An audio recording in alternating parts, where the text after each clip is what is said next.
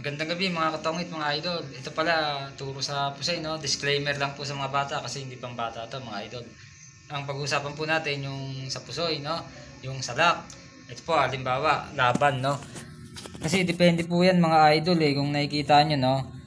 Depende sa usapan yan kung lock ang pag-uusapan natin. Pag sinabing laban ng lock, kunwari, nag-lock tong puntos. Hindi na ako naglagay ng mga ano dyan, bara. Ito lang sample. Ito ang lock niya, quadro, no?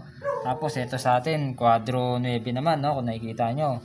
Ngayon, ang mangyayari dyan mga idol, pag sinabing laban, talo to. Kasi 8 lang siya, under siya ng 9, no? Ganun po yun. Ngayon, kung ganito naman po yung magiging lock natin, straight, royal kung tawagin to, mga idol, kung nakikita nyo, 3 to 7 yan, mas lalong highest to. Talo talaga yung quadro. Ngayon idol, kung wala naman kayong usapan, basta lock lang, tabla lang parehas yan kahit anong taas nitong mga to. Para lang to sa mga hindi nakakaalam pa, no? Kaya hanggang dito na lang. Maraming